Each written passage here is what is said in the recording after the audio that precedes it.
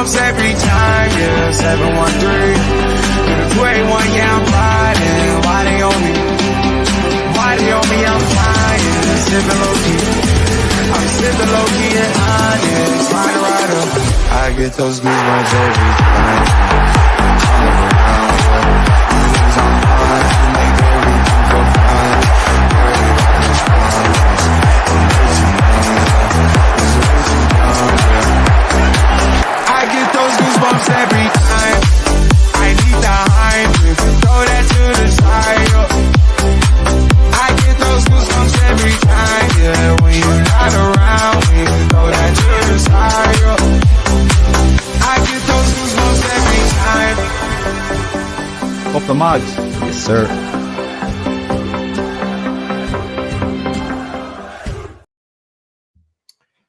Good evening, everyone. We're back. Welcome to Loaded Mag NUFC, the big match preview away days. And it's good to be back. International break is officially over, and it's all about Premier League football. And Daz, excited to be on with you again to talk actual football this time. How you doing, fella? Yes, it's finally back. Proper football, none of that international crap, unless it's a tournament.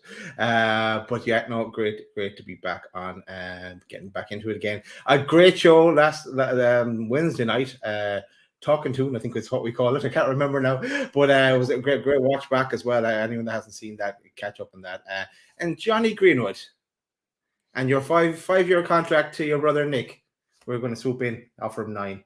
It's the Chelsea way, isn't it? Offer him a 9-year contract. But we're coming back for that trophy. But yeah, great to be on the way. Of course, Chris is on holidays. Still on holidays. I think he's flying back today, but he'll be back with us shortly. Looking forward to chatting to little Dan. But how are you, Pete? Yeah, not too bad. Hospital bound yesterday for a chunk of the day, but seem to be recovered now from all that. Less of the personal stuff. Let's get on to football. That's for sure. But I'm okay, Daz. Happy it's the weekend. Happy football's back. And look, this is what we do on away days. We always get the opposition view on, and it's an absolute pleasure to welcome back little Dan from Wolves Fancast. It's been a while, so let's get into it. Let's get him in. Welcome, Dan. Yeah. I was expecting quite a hype video, and then I was, after that little intro video, you've come a long way, Loaded Maga, from when I first came on here. That intro video was a bit, I was going to say spectacular. I don't want to get into your heads too much, get overhype you, but it was a nice little intro, when that intro for me, then I was expecting some sort of like hype music, and I was ready for the weekend based on the back of that intro video. I don't even support Newcastle. Hang on. Say his name and he'll appear. There he is. Yeah, that's better. Yes. There he is. He's there. Little Dan in the house. Great to have you, mate. Pleasure as always. And we do love an intro. Daz loves to jazz them up now and again, and it does get you ready for the weekend, no doubt about it. But look, it's a pleasure to have you on, mate. Thanks for coming and joining us. And look, it's another big game on Sunday at Molineux. Before we get into the details of the game, I just wanted to talk about Wolves, really, because you've had sort of a bit of an indifferent start, but you've had a busy summer, first and foremost. And I just wanted to put it up on the screen really quickly because you have been busy. One of the things that we talked about the last time that you came on the show, Dan, is the lack of strength in your squad or the lack of numbers. Well, you've certainly gone to town with that, and you can look on the screen with the players that you brought in, like Sam Johnston from Palace, Mosquera, is that how you pronounce it? Yeah, Mosquera was already at the club, but he had a good loan spell at Villarreal last season. Villarreal wanted to keep him. They couldn't agree on a fee, and Gary O'Neill sort of wanted to take a look over him in pre-season during our pre-season tour of America, and he's taken his chance. He scored against Argentina, his first goal for Colombia midweek, so he's coming on the back of a bit of confidence at the moment. So, like you just mentioned, we've finally been able to sort of strengthen in depth. We've lost 2 huge players in Max Kilman and Pedro Neto. Those two would walk into a lot of starting 11s in the Premier League. Yeah. But what killed us last year when we got to the FA Cup quarter final last year, we were in the running for Europe at one point. I joked to you at one point, Pete, because you was on about getting me on your Europe show at one point. So I was like, we're gonna fall away because we ain't got the squad depth. But that's what killed Gary O'Neill last season. He had an amazing season based on what was expected. So everyone, including himself, said he was underwhelming appointment when he got the job. Yeah. So to finish where we did was massively frustrating, because come sort of January, February time last year, we were in the running for Europe, and we ended up finishing like, I think, 13th or 14th in the end. That was because the last sort of 2-3 months of the season, we had an 18-year-old and a 19-year-old playing up front from the academy. Just, it absolutely killed us. But we've gone about it the right way this summer. I'm happy with the business that we've done. Was disappointed to lose Kilman and Neto, but the values that those two left for were too good to turn down. Definitely. Well, you have strengthened. I mean, you got obviously a young centre back in, but you got Mosquera in, Pedro Lima at right back, and Andre. Andre has been talked about for a number of clubs, whether it's Liverpool, Fulham, lots of clubs linked with him. You managed to get him in that sort of defensive midfield role. Have you you've made the Tommy Doyle deal permanent? Is that right? That's right. Yeah. I mean, you look at this, it's €10 million that we signed him permanently for. It was sort of part of. It wasn't sort of written into the transfer, but it was part of the negotiations which led to Matheus Nunes going to Man City last summer. And for me, Tommy Doyle's a ready-made Premier League centre midfielder. So with the fact that we got him for €10 million, which is probably about what, £7 million, I feel it's really good business. And I think he was the England under-21 captain that won the recent tournament that they won under Lee Carsley. So he's got pedigree to go far, and from what he's done for Wolves so far, it's been good business. Definitely, and there's a few more in there. There's a Jürgen Strand Larsen that you've signed as well. There's a Carlos Forbes from Ajax. So there's a few that have definitely come through the door. So do you feel your squad now is a lot stronger and sort of a little bit more robust, should we say, to handle a Premier League season? Yeah, most definitely. I mentioned just that we had an 18-year-old and a 19-year-old playing up front at that back end of last season. FA Cup quarter final at home to Coventry, and you've got an 18-year-old playing up front too. You know, I'm not intending to sort of throw him under the bus here, but he was out of his depth, and I felt really sorry for him on the day, because there was a lot of senior members of that Wolves team that day that didn't support him enough, and it killed us in the end. We somehow managed to get ourselves winning the game after sort of 88 minutes or whatever it was, and we ended up losing the game 3-2 to a Coventry side that a Wolves, who are a fully fit team, for me, wouldn't have had any problems with, but the lack of squad in the end really killed us.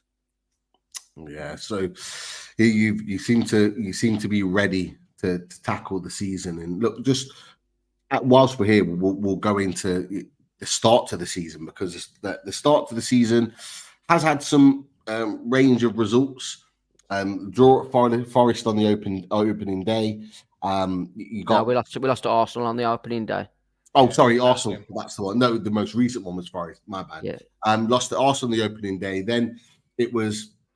Absolute I would probably say that the hammer blow, really, in terms of the way in which you lost against Chelsea, because I don't think anybody expected that to happen with the way that Chelsea. Yeah, exactly. You're right, Daz. Even with the start of the season and the summer they've had being all over the place, nobody kind of expected that. And then most recently, the draw against Wolves. What's made for such a sort of an indifferent start? You played Arsenal and Chelsea, so there's two decent sides there, two good sides. What have you made of it so far? For me, I'm where we sort of expected to be. I think that Chelsea hammering it looks more devastating on paper, but the first 45 minutes of that game, if anyone watched it, it could have been 4-4 in that first half. We should have been probably went 2-1 in front in real time. Matheus Cunha had a chance that was deflected onto the crossbar.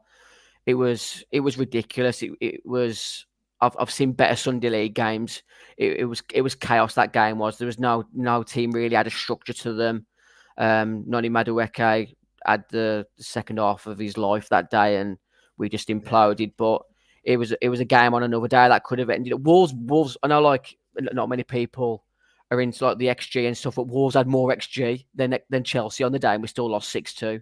It was just one of those. The second half was just an absolute blip, and the Forest away game was pretty much how we expected to go. We don't tend to do massively great at Forest. I think we got a good record there, but the games are never like sort of you win comfortably. They're always sort of 1-goal margins either way. A lot of draws similar to our games in recent years.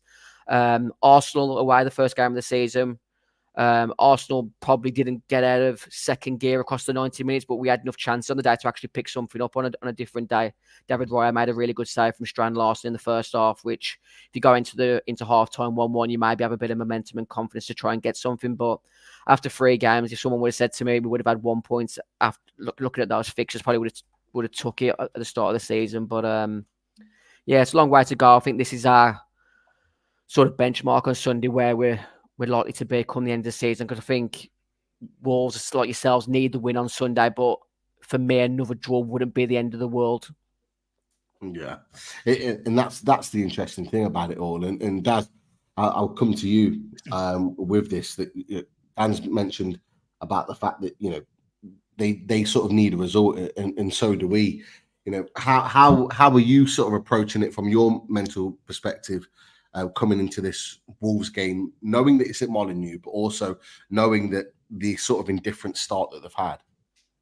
Yeah, look, when you look at it on paper there, and I did actually watch all the goals from all these games earlier today, and look, Arsenal, it's a free hit. And when you're playing Arsenal, even for us when we're playing Arsenal, it's somewhat of a free hit as well. But Chelsea, that was a bit of a freak result, really. I know you're at home, but another day it could have been a draw at that game. And Forest and Wolves, yeah, 1-1. For us, yeah, we need to. Normally, this is a 1-1 game. It's always a draw, isn't it? But I think that this is where Keith would come into his own. He's the draw specialist. But no, I think this time we feel like we're going to win this one, and it'll be a bit of a disappointment if we get a draw. I know our away form has last year was absolutely atrocious, but this is the telling point, this game, as to what our away form is going to be like for the year, I think. But I think we can win. I don't want to go into the score predictions or anything yet, but I think a lot of the chat, even though I even put a poll out as well, Pete, to make sure people smash that like, and yes, smash that. If you smash that like, click yes, and you think we're going to win, yes, and you think we're going to draw, or yes, and we think you're going to end in tears. So make sure everyone does that as well. But yeah. It's I'm going for the win, I'm afraid. Dan, sorry. That's football's it's all about opinions. It's like you said, there's been a lot of draws over the years in this calendar, in this fixture, but I feel like maybe similar to last season, this has been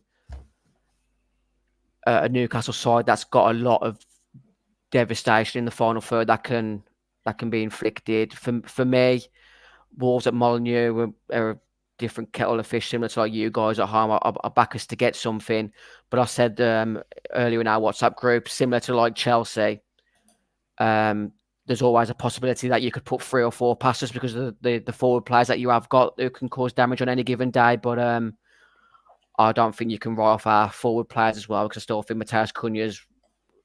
I don't think Mateus Cunha will be at Wolves come the end of the season, because I think there'll be a Champions League side that comes in for him. So. Where do you see yourselves then as a team? You've talked about the 2 key players that you've lost, but you've made a number of signings. Where do you see this squad that Gary O'Neill's kind of assembled together, ready to attack the season? Do you see it as sort of middle road of the table? Do you see it as a team that can push those others for Europe, or where are you at, and where's your head at as a fan going into the season?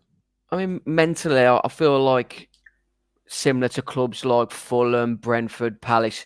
I don't want to be the teams, I always mock D, don't I, in our WhatsApp saying Crystal Palace is there just to make up the numbers and stuff. I don't feel like Wolves are that team that want to just make up the numbers. But I feel, if I'm realistic, we're in that sort of group of teams that are sort of hoping and pushing for that Europa Conference League place. I don't feel we've got enough X factor in our starting 11 to push any further than that, unless you have a season where you've got next to no injuries and everyone plays out the skin. I feel we've got a good side. I feel there's some really poor teams still left in the Premier League where I don't feel we'll sort of get dragged into a relegation battle. But form and keeping key players like Matheus Cunha fit, our new striker Strand Larsen, I think he's got. He's already got 1 goal this season. Could have had more. I think he's already got 1 assist, maybe.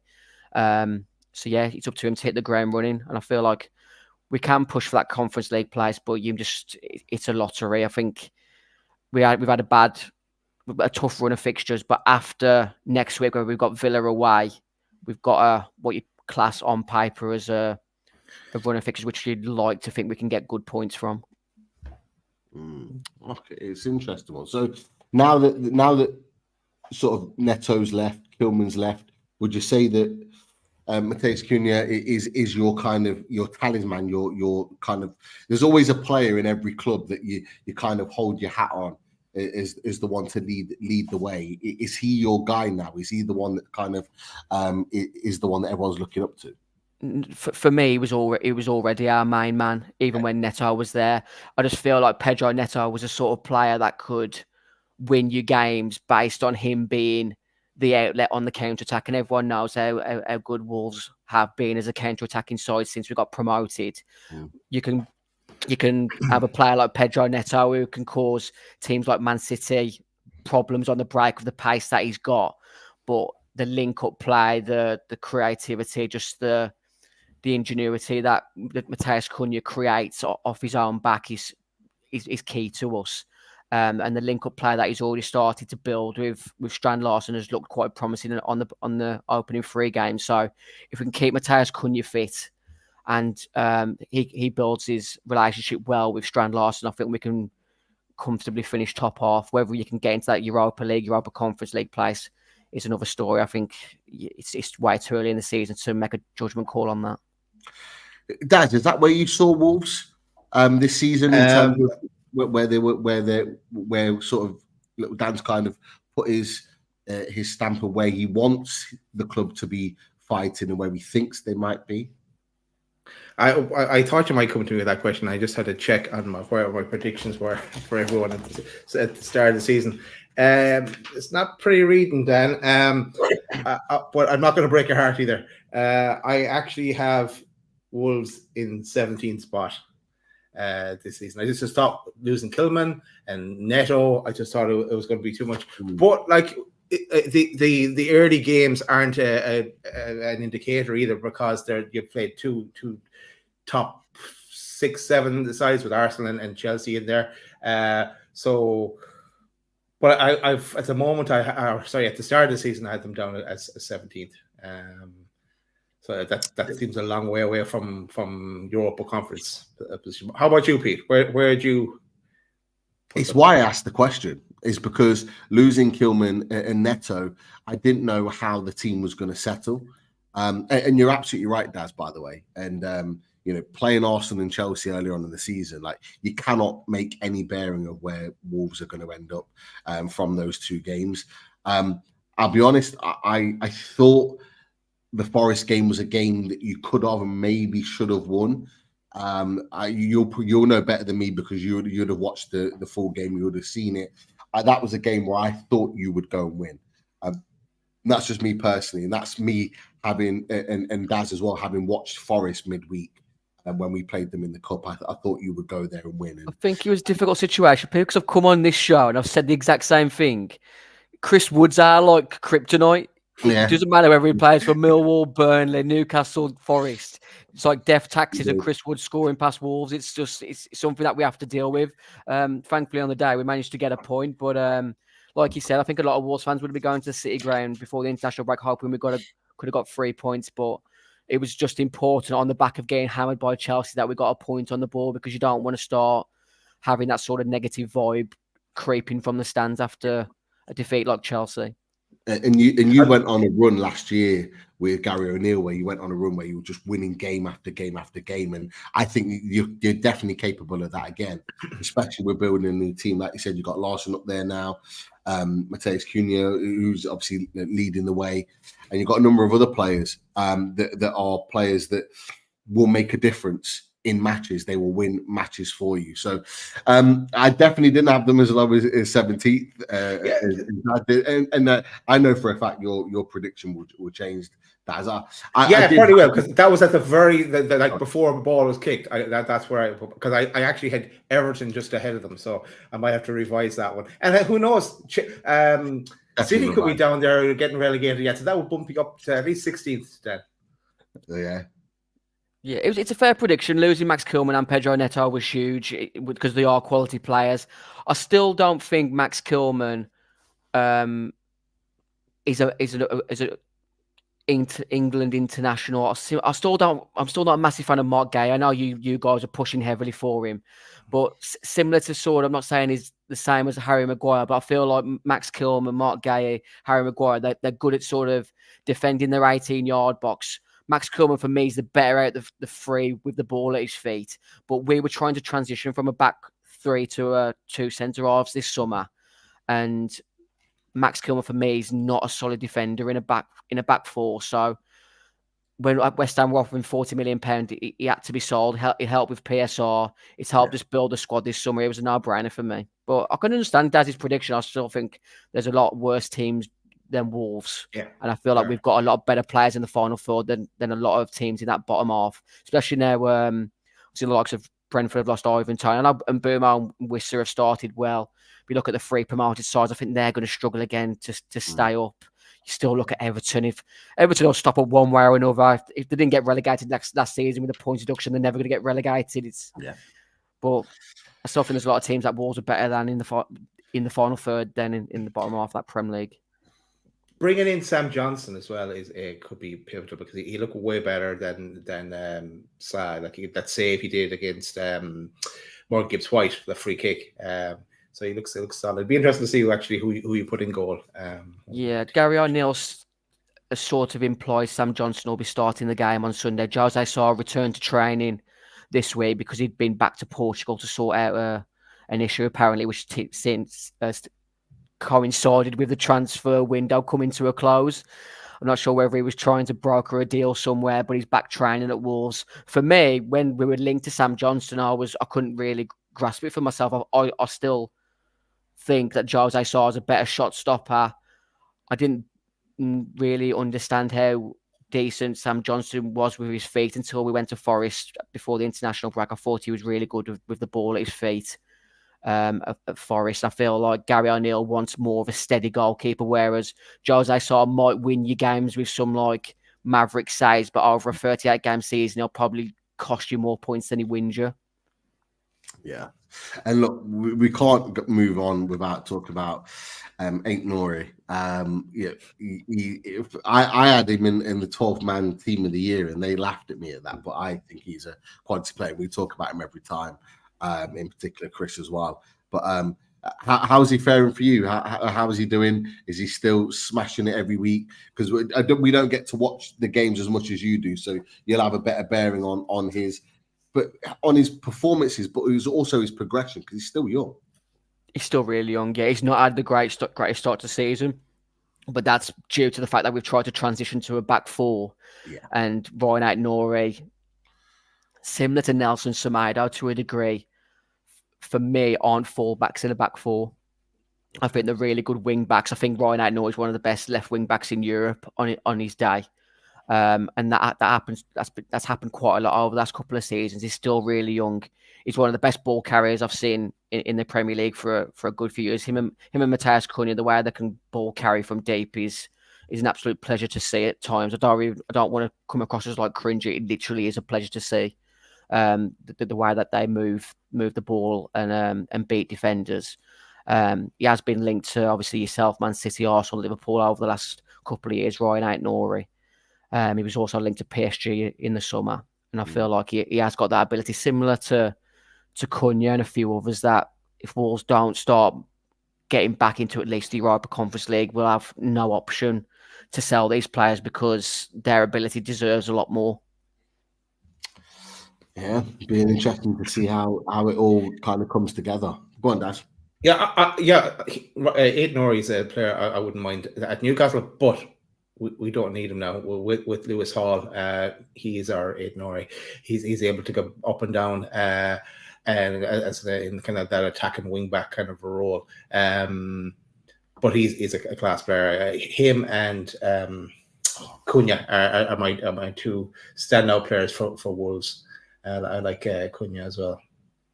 So, Dan, I'm going to ask you about Newcastle now, and obviously, we'll talk on the chat now and again, and you'll throw some bombs at me with regards to Newcastle and various other things. But yeah, you definitely you. But on an honest level, what do you make of Newcastle? We're going to try and keep away from the transfer window because I think all Newcastle fans are absolutely exhausted by it. You touched on it with regards to the Mark Gay situation, but what do you make of Newcastle United this season? Do you think they're equipped to make a push for Europe? There's rumours that they want to be fighting for Champions League. Don't personally see it. Certainly not the top four with the squad that we have currently, although nothing's impossible. But what do you make of Newcastle United this season? Similar to the season when you did really well. I still think the forward players that you've got at your disposal, Isak's still one of the best number nines. I massively underestimated him when he signed. Obviously, he joined for a large fee, but I feel like he's one of the best out-and-out strikers in Europe at the moment. Harvey Barnes has started the season really well. He's always been a player that I've liked. He's probably never really been given the flowers that he deserves, really. Obviously struggled with a bit of injury over recent years, but I thought he was brilliant at Leicester. Anthony Gordon is another player that I underestimated on the back of Everton. But those three have got that much quality in them that I predicted Villa to finish either 4th or 5th this season. If I'd have to have a look at the actual episode to be sure, but I feel like it's all down to sort of who outscores the other between Isak and Ollie Watkins, who gets that 4th place for me. Yeah, definitely. You haven't got Champions League this season. There's no European football to deal with. So for me, I feel like as long as you can keep the main 13, 14 players of your squad fit for the majority of the season, I don't see why you can't get back into that 4th, 5th league position. And that's kind of where we're at, Daz. That's what we've sort of having to be saying this summer. With obviously the fact that we've not really signed a first team ready player in any position. That's kind of where we're at, aren't we? Keep everyone fit, and then we might have a chance. Yeah, it's all down to because we have a bit more strength at the moment than last year because we know all the injuries that ruined our season last season, and we don't have the European football as Dan said. But I have Newcastle down as 4th, but I'm saying 4th or 5th kind of spot, fighting it out with Spurs in that kind of position there. But that goes out the window if we pick up key players like Pope, Bruno, Isak. We're kind of screwed then if we lose any of those. Definitely. So it's going to be interesting. We had some positive news that Botman is close to sort of first team training. He put a little something out today on Instagram. So not going to be ready for Sunday, of course, but where it was sort of rumored we might not see him until 2025, we are getting a few murmurs that he is likely to come back before then, which will be a massive plus because he's a top player for us. What's the latest on Bruno at the moment? Because I saw he had a bit of a knock in Brazil training the other day. Well, Eddie Howe in his press conference today says he hopes that he's okay. He didn't throw any sort of concern our way, but Eddie Howe, you can't read him in press conferences. He does know that full well. He might tell us, a player is out. So, for example, he said that Callum Wilson's not quite ready. He was kind of sort of expected to be back by Sunday. For the game on Sunday, that was kind of what was earmarked. And Eddie Howe has the mindset where he can go in a press conference and say, "Yeah, he's not ready. He's going to be another few weeks." And we take rock up on Sunday and he starts. And he's just like that's what Eddie Howe does. So we can't jump into anything with any certainty. So he said that he hopes he's going to be okay. That could mean he's captain and he starts. It could mean he's out 2 weeks. Like we actually don't know. So this is the thing. But look, I don't even want to fathom a starting lineup on Sunday without Bruno, because Bruno obviously being captain is key to everything that we do. But have you managed to get a watch of Sandro Tonali since he's kind of come back? He had his first game against Forest, where he played on Sky in the Carabao Cup. We got a few minutes against Tottenham, and obviously he's played in the internationals. Is he a player that you're worried about, Dan, in any way, shape, or form? He looks pretty hungry now. He's back in the fold again.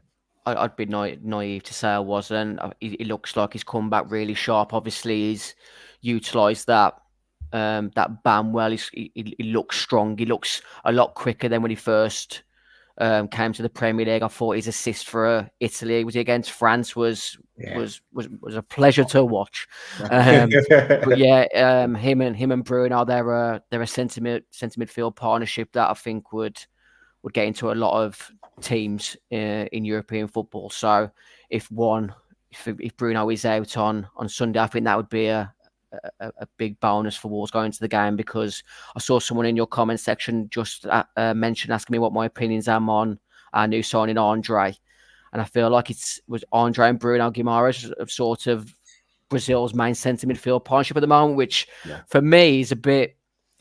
It was quite exciting from a Wolves point of view, because for me, João Gomes is an outstanding midfielder. But if Andre's keeping him out of the Brazil team, then we've got a midfield partnership that could be really exciting, because obviously Mario Lemina is our captain, and I think he's one of the strongest centre midfielders in the league.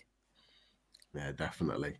Should be a very interesting battle on Sunday, that is for sure. And look, I can see some questions popping in the chat. For Dan, we'll come back to those questions. If you've got any questions for Dan, this is your time to put them in, because we'll start them and then we'll come back to them. But what I want to do now is just go to the tactics board. We might as well get it up and have a look at it. What I will do very quickly is just add the Newcastle United team. So we'll have a look at the board.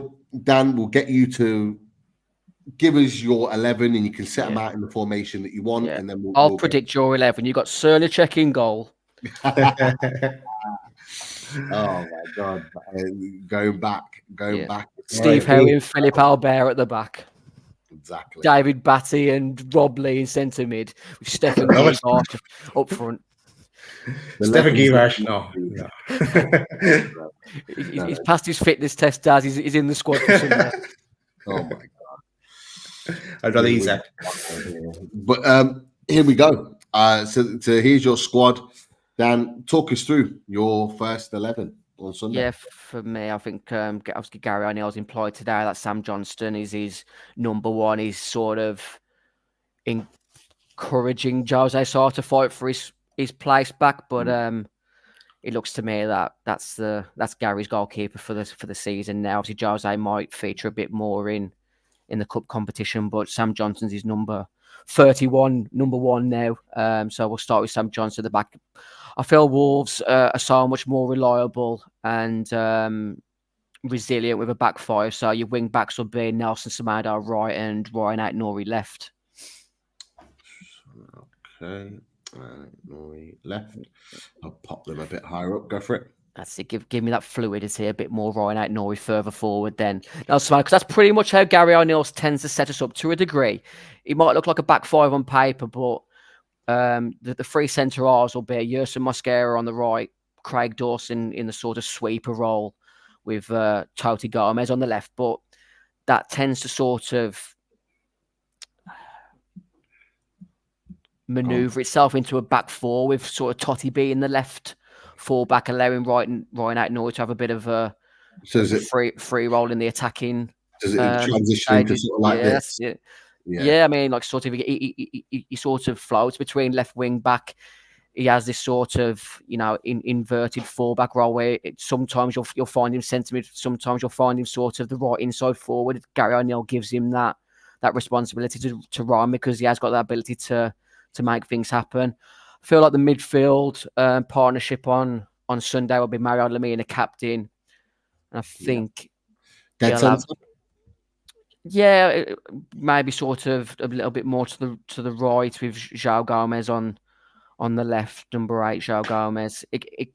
I'd be surprised if Gary O'Neill started Andre, but the sort of the reputation that he's coming in, some of the statements that came out from Wolves when we signed the player, that Wolves, this wasn't sort of a transfer that they had earmarked, but the opportunity became available and they couldn't miss it, because you look at the sort of midfield options that we've already got: Lemina, João Gomez, Tommy Doyle. Another centre midfielder was not the move that Wolves fans wanted this summer. I feel like similar to you guys, you sort of Mark Gay, Newcastle probably needed a centre half more than any other area in the pitch. Would I be wrong there? Yeah, definitely. Wolves needed a centre half this summer. Jose Mosquera has done well, he's come in, but Wolves and Gary O'Neill wanting to transition to a back four, and as good and as liked that Totti Gomez is, probably wasn't the back sort of 2 centre halves that Wolves needed this summer. We tried to get so many defenders in. Max Kilman left in June, and we never managed to get a defender in over the line for during the transfer window, which was a bit frustrating. So yeah, that'll be sort of the team as it stands, with probably Matheus Cunha in a sort of left inside forward role, Jürgen Strand-Larsen as the number 9. There we go. For some reason, it hasn't got rid of Pedro Neto, so I apologise for that. I'm giving you dreams. As long as he can't play on Sunday, Pete, it's okay. Yeah, I will just make a point of just deleting that from the squad. I don't know why he's still in there, because I did delete it the other day. Yeah, you just delete him from this page altogether, Pete, because you told me he was going to sign for you. He didn't sign for you. And somehow we've managed to get signed up to Chelsea for 9 years. Whatever. Yeah. Let's not get into the Chelsea chat. Yeah. Oh my God. It could be massively frustrating. I just don't know. I don't know what they're doing. I don't know what they're doing as a club. If anyone can give me an answer what their plans are, from what I was told, like Todd Bowley's of the impression that he can just terminate contracts like they do NFL players at any given time, and I can't work out the club. I mean, they've got a plethora of amazing players, but Maresca's got a tough job on his hands trying to get them all to gel. Sometimes Todd Bowley. Sometimes Todd Bowley makes it into the chat, so if he does appear, you can ask him a direct question then. Definitely. Yes. So number 12 on that list, who actually has been registered as our new number 10 going into the game Sunday, Matheus Cunha. Daniel Podence, one of my favourite Wolves players, left in the transfer window to go to Saudi Arabia. You could sort of put him left of Strand-Larsen a bit further down, because he has him and Ait-Nouri on that left pretty much just get the keys of Molyneux to do what they want on most match days because of the ability that they have. On the right, maybe sort of right inside forward, maybe a bit more of a third midfielder as 27, Jean-Luc Bellegarde. He scored an absolute screamer at Forest before the international break. Somehow didn't win goal of the month. I think it was BBC Match of the Day's public vote, and when you got supporters of Manchester United, Liverpool, Arsenal, who've got fans all over the world, it's a bit of a jog poll really, because of the numbers that they can. I think Arsenal used to win every single vote on a Sky Sports poll back in the day, regardless of whether it was Arsenal, because of the amount of fans that were Arsenal fans on social media. That'll be my team on Sunday. I don't feel there's anything outrageous there or anything that could come out of the blue. Pablo Sarabia was really important for Gary O'Neill last season, but I don't feel like he's Gary O'Neill's man going forward now. He was linked to sort of moves back to Spain in the transfer window, so he's possibly one that could be. Carlos Forbes, who signed for Ajax, has joined training this week, but I don't feel like he'll be thrown into the starting 11. I think I did say to you in the WhatsApp group that he's a player that you want to be looking out for if he does come off the bench with like sort of 75 minutes on the clock, because the pace and the skill that he's got is not as high as Pedro Neto's, but I feel it could be. Yeah. And this is the thing from a Newcastle perspective. you made a number of signings, and there's a lot of players in there that we don't know or haven't known too much about because we've not seen them up front in the Premier League, so we don't know what they've got to offer. There's like the Andre perspective we've kept an eye on just because a lot of top teams have been after him. We know a lot of the other players because we've seen them, but there is going to be very much the unknown with regards to Wolves' team, and that can be a good thing, but it also can be a very bad thing as well. And you guys with the home territory could mean that we're in for a tough game, which we always are when we come to Molineux. That's for sure. But Strand Larsen for me is still a bit of a wild card. I feel like he's obviously joined from Celta Vigo in the summer. I'm not sure about you guys. I don't tend to watch a lot of La Liga football now. It hasn't appealed to me for a good few years now. He had a good season for Celta Vigo. I think he scored 13 league goals for Celta Vigo last season, and they weren't a team that created a massive amount of chances. He's this type of striker that a lot of fans want leading your line. He's tireless. He's a sort of guy that when he wins stops a defender getting out from the 18-yard box. He might go out for a throw-in or a goal kick. He's jeering the fans up. You want that striker, don't you? Just who runs tirelessly and gets his elbows in. And he's took his one goal well at home to Chelsea. He's had a good couple of other chances, which I think would work, and good goalkeeping save just stopped his tally. And I feel it'll be a good striker for Wolves, which we've massively missed since Jimenez. I can't even sort of just skirt around that. We've really struggled since Jimenez had that bad injury at Arsenal. Yeah, definitely. I agree with that. One comment, one question. The question first is Mario Lemina and Ait-Nouri. There was talk today that I think it was at Gary Neal's press conference that the slight doubts over them. Do you see them playing, or is it a bit of mind games like Eddie Howe likes to do as well? It's a bit of a funny one because apparently they both went to their international camps. Wolves, as a club, have encouraged their players to go to their international camps, even if they've got injuries, so they take their international team seriously. And for me, if they've got knocks, they shouldn't travel, especially to England, to Algeria and Gabon for Mario Lemina, but the club want them to be heavily involved in their international teams. But I feel both of those players will start come Sunday because they are key to the way that Gary O'Neill likes to play. If Mario Lemina has got an injury, you've got Andre that comes in, and I feel like similar to Mateus Cunha when we play teams like Villa when they had players like Douglas Luiz, that sort of Brazilian connection, I think our Brazilian lads will raise their game come Sunday because you want that bragging rights within your group of friends, don't you? Yeah, definitely. That's true.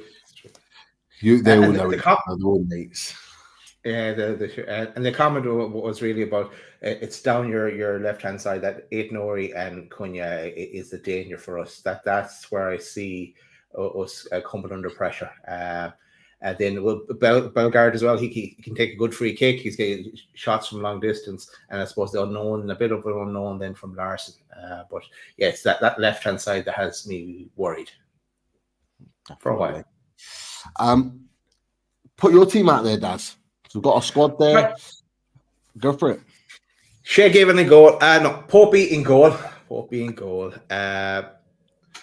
I'll go the predicted one. Burn in at left centre back. Yep. Lawrence Shaw, right centre back. Exactly, Shar. Now, Kraft has been filling in there, but he has a slight knock, maybe a slight doubt, but Shar will come in. And Shar will bring the ball out for us as well. It's something we've missed over the last couple of games, so definitely Shar.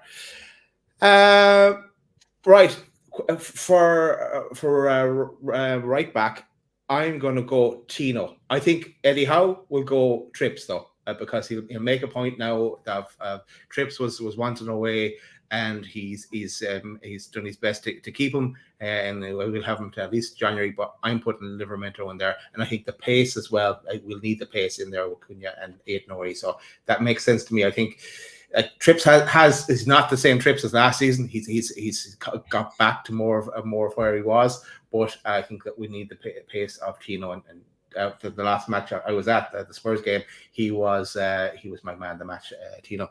And on the left-hand side, you might think, Pete, I would go Hall and go all guns blazing, but no, we're playing away from home. I'm going Kelly, because Kelly offers the strength.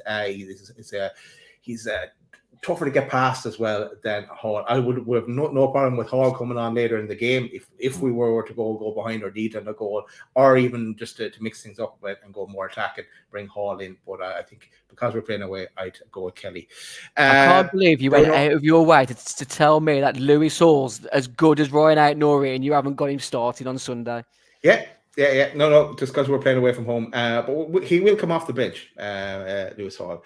And he did well in under 21s for England there as well. Bruno is in the middle, number 6 role there for him. Then it gets interesting. Let's put in the other Brazilian on the left. Let's put J7 in there for the Brazilian connection. Willock, it doesn't look like he's fully back either. You wouldn't be surprised if Eddie would put him on the bench though. But I put Jason. Now the interesting one: does Eddie go with his tried and trusted Longstaff, who would offer defensive capabilities there as well? Again, worrying about Kuna and Ait-Nouri, but I'm going no. Yes, I'm going Tonali. Then this is the time to unleash Tonali. He's played 2 sets of 90 minutes for international. I think this is the time to and we need something to spark our away form as well. So I'm putting Tonali in there. Then up top, Isaac, number 9. Your man, Harvey Barnes on the left. And Gordon, who he's starting to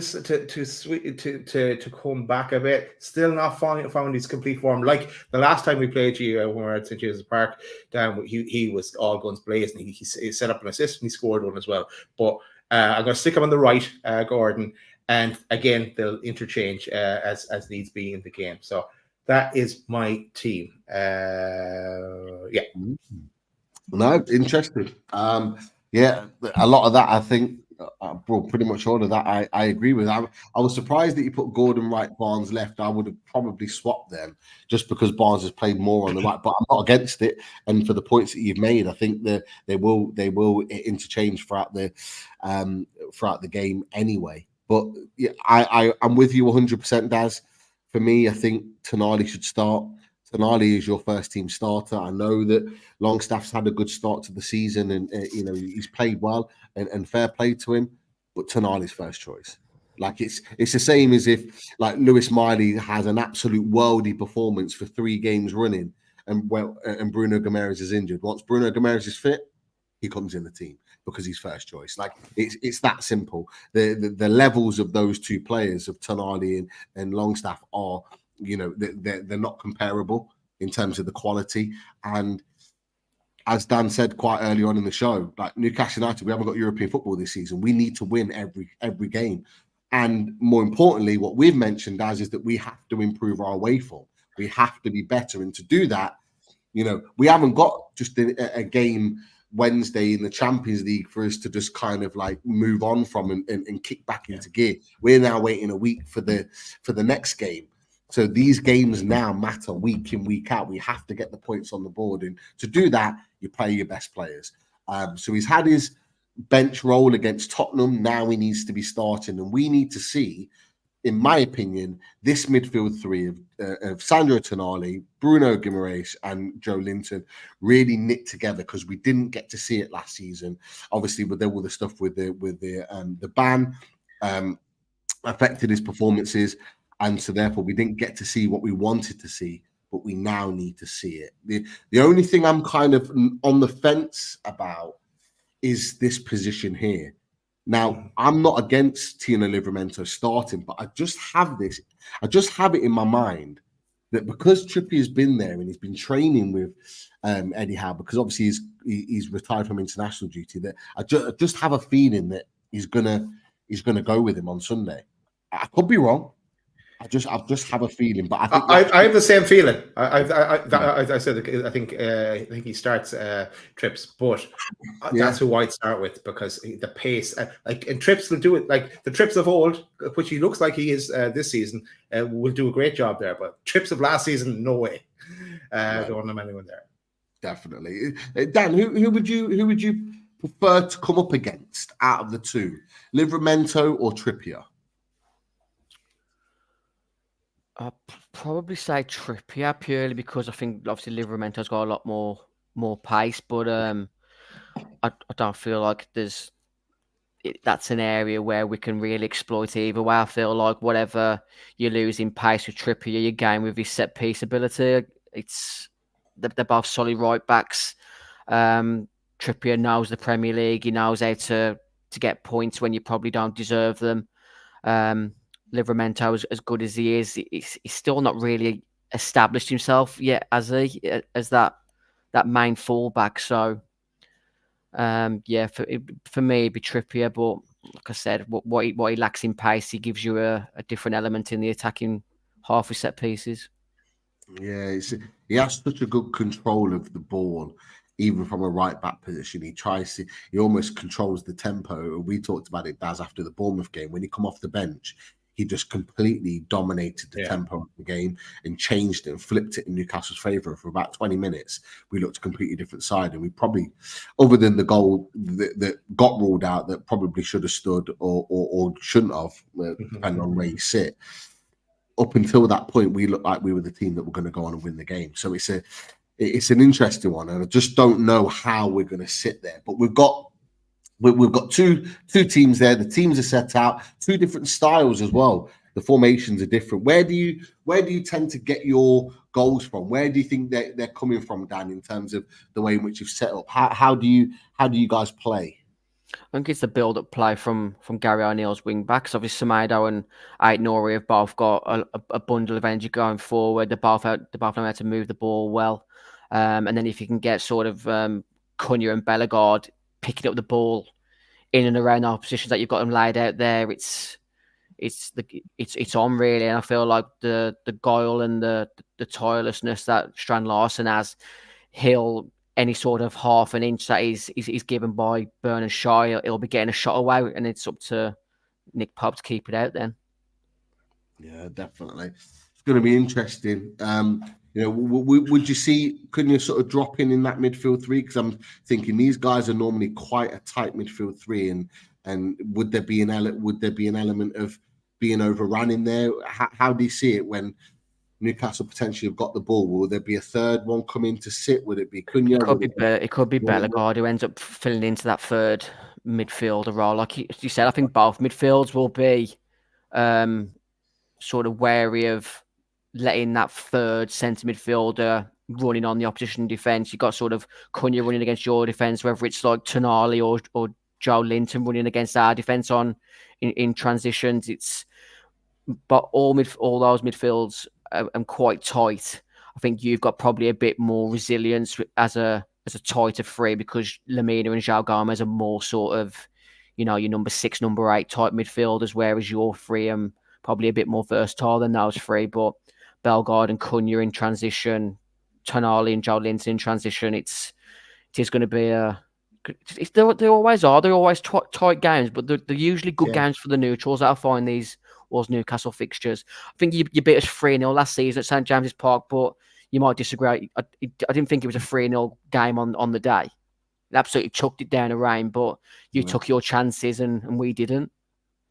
I was there, and for the first part of that game, for the first 5 minutes or so, 5-10 minutes, you guys were blitzing us, particularly Neto in that first half down that right hand side, and it looked like we were going to be in for a tough game. But I think it was Willock that was playing that day.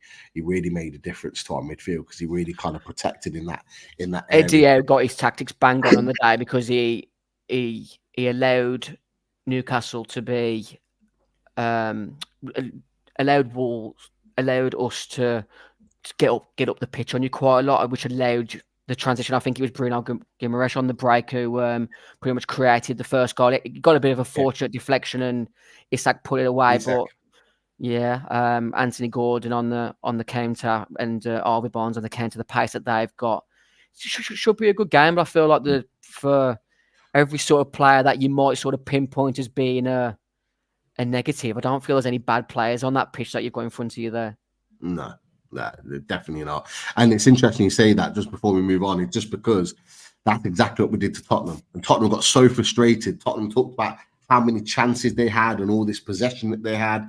But exactly how you described how we beat you in March, Dan, is exactly what we did to Tottenham.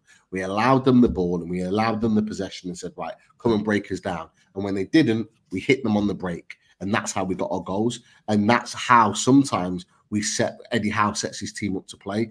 I'm just not comfortable with him doing that away from home because I think it invites too much pressure onto our goal and it gives the home team too much emphasis, which is why we saw for a long part, particularly in the first half against Bournemouth, where we tried to control possession. But the problem is that in my opinion, and Daz, you may agree with this, you may not, is that we have players like this man here. We didn't have Shaw in the team, which was a big miss. And we had a number of players. Tino Livramento, for as good as he is getting forward, isn't as good on the ball as Trippier. And we had a couple of others, Longstaff as well, that weren't good on the ball and the ball in his feet. Joe Linton, that's probably his big downfall. And so when you're looking to be a team that can hold possession, you need players that are comfortable on the ball. And at that game against Bournemouth, we didn't have it. What we're going to have on Sunday is Fabian Shaw, who's very comfortable on the ball. It could well be Trippier in that position again. So possession-wise, Bruno, we know, is good on the ball.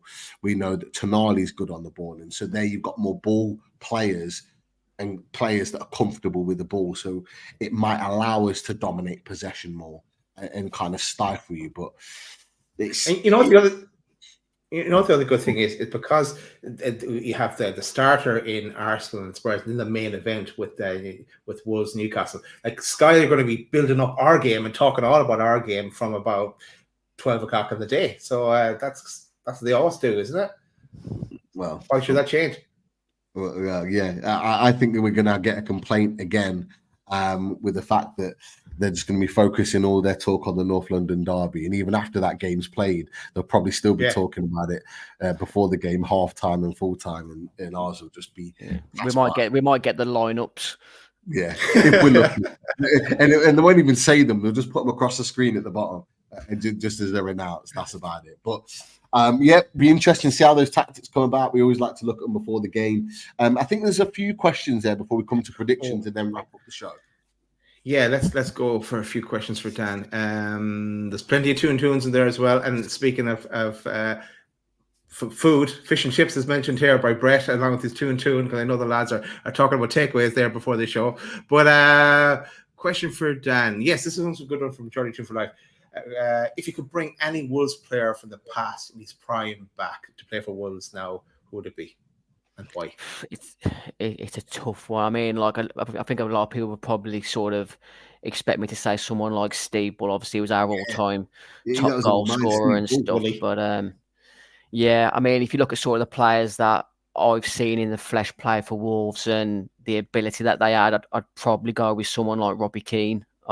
He was just an unreal talent for Wolves when he was only like sort of 17, 18, 19 at the club. I think he only sort of had 2 full seasons at Wolves. But do you know, like when you went from bog standard TVs to like HD and full HD and ultra HD as it is now, that's how it seemed the football went at Wolves when Robbie Keane turned up. It just, the way these like elite players can make so many things look so effortless.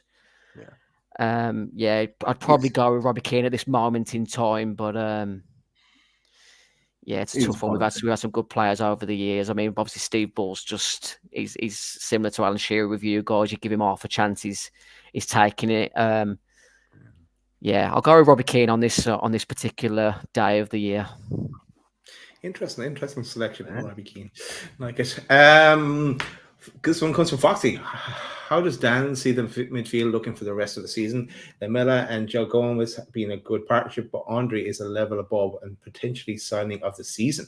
Do you go with all three? Yeah, I feel like if we would have been able to have brought in a really strong centre half to go with the back four, it would have been it would have been a no-brainer for Wolves to go to a midfield three. But I feel like we're so much more reliable as a back five in the way that Gary O'Neill likes to set up. We didn't do too bad last season with back five. The fans have been clamouring for a back four for years now. But last season we managed to still score a good amount of goals over the season with a back five. So I feel like the back five is the way to go. You just need to tweak certain areas. I just don't know. It's an absolute conundrum for Gary O'Neill because I've said João Gomes is being kept out of the Brazil side by Andre. Mario Lemina is the captain, but Andre supposedly is the signing of the summer window. From a lot of people, Wolves have said that they believe he was the best midfielder in South America when they signed him at the time. So they've got high hopes for him. Wouldn't want to be in Gary O'Neill's shoes picking that midfield. Could you not potentially match us up by playing them in midfield, going forward at the back, playing those three in midfield to kind of match up against us, so it's like for like to kind of cancel us out? Is that not something that potentially could happen? I think Gary O'Neill would have massive bollocks if he tried it, Pete, because on the back of that Chelsea performance where we had a back four, I just don't feel there's enough confidence in the team. That the club just seemed to just mentally be set in a back five mode. It's just like the way that we came up through Nuno. It's the way that the club's philosophy was during the Nuno era, and we still just don't seem to have been able to break away from that pattern. I mean, it could possibly go to sort of a 5-3-2 formation, having Cunha and Larson as a front two. But then I don't feel like that midfield three that's on the screen there have got that sort of attacking nous to get you up the field like you need to be, especially at home. Okay. Question from Lisa. She asks, who do you see as your biggest rivals for league position this season? And she has it down as 11th. Yeah, Lisa's got her head screwed on, Daz. She's a good one. The mole. I hate to say, just because of how much grief I give him in our WhatsApp page, but if we ain't going to finish Europa Conference League, I just need Wolves to be finishing above Palace. I can't keep telling D that Crystal Palace are there just to make the numbers up and then we finish below them. It's it doesn't sit well with me. Well, what is it you say? Was it Classic Crystal? Classic Crystal, yeah, because that's what I mean. They're just there to make the numbers up. They've won the Zenith Data Systems Trophy, and that's their biggest thing they've ever won in the history. If you go on Crystal Palace's Wikipedia page, you look on their honours list, the first thing that comes up is them finishing third in the top flight. I mean, if finishing third in a league is like one of your biggest honours, you need to reevaluate your club. Love it. Last question, and it's another one from Foxy, and of course our South American expert is Foxy. Here you can read it there yourself, Dan. He's asking about the player that you signed 3 years ago for $4 million, and how's he settling in now? Yeah, he's got good trajectory at the moment. Yersinaz, obviously, he had a loan spell at Cincinnati in the MLS last season. The Wolves recalled him because he was doing really well. They got sent to Villarreal on loan and done really well there. He's come back. He's hit the ground running in pre-season. We looked exceptional in pre-season on our American tour. We beat West Ham 3-1. I think we beat Red Bull Leipzig 3-0. We had a game against Crystal Palace in pre-season, which we lost 3-1, which was heavily rotated. It wasn't the same team that beat Red Bull and West Ham. And Yersin Mosquera was probably our best centre-half in pre-season. And bar the sort of second half against Chelsea, he's been a really good centre half. And for people out there who play fantasy Premier League, he's still £4 million, which is a very good value for a centre half. That's probably 9 times out of 10 going to be starting games. We might have a great defensive record for clean sheets, but if you need a bargain defender, he'd be the one to head for me. Good tip there. Nice, Dan. That's it for the questions, Pete. We'll go for predictions. We'll go to predictions and then we'll see out the show. So look, we'll start with us, and then we'll do one each. Dan will do you in the middle. So if I go first, Dan, you go next, and then we'll end with yourself, Daz. But for me, I think it's going to be a tight game. I think it's going to be a proper battle on Sunday. But of course, I'm always going to back my team, and I think it'll be a close one. So I'm going to go a 2-1 Newcastle United win.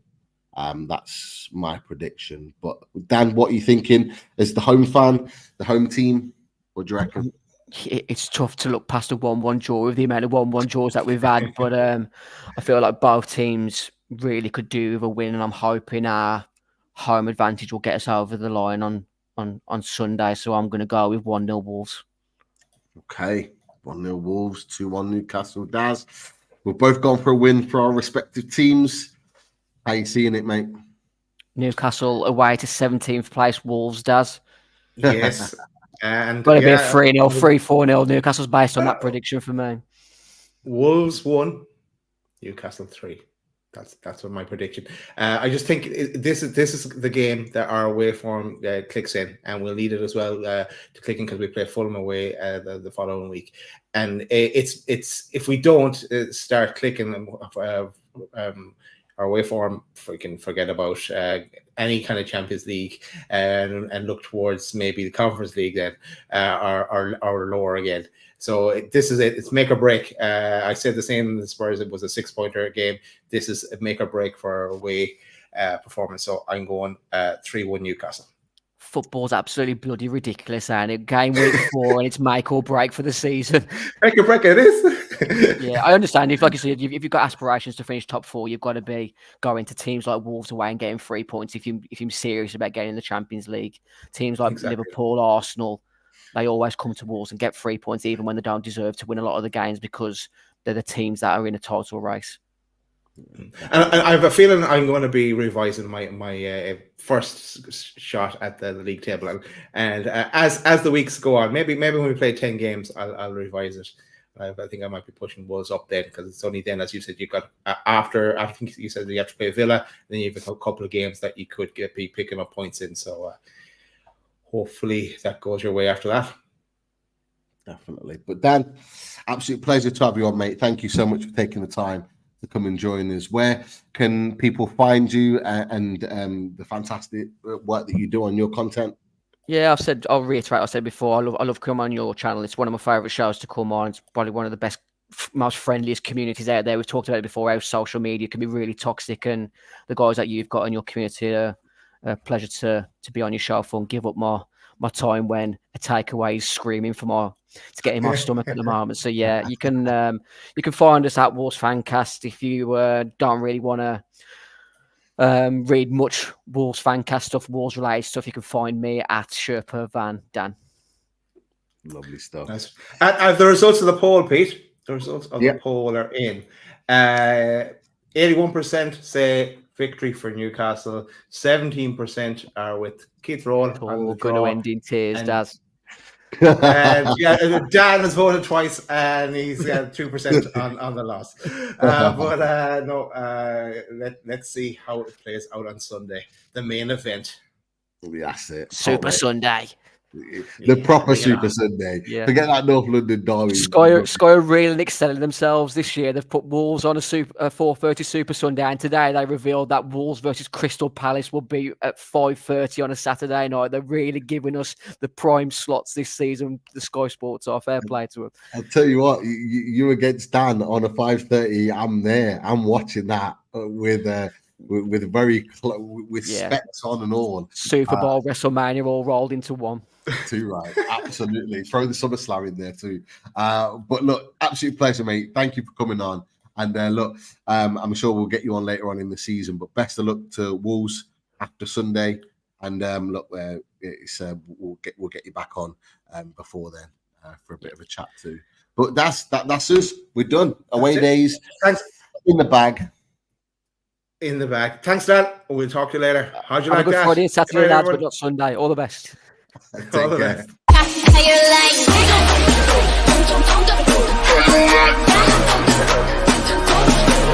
like?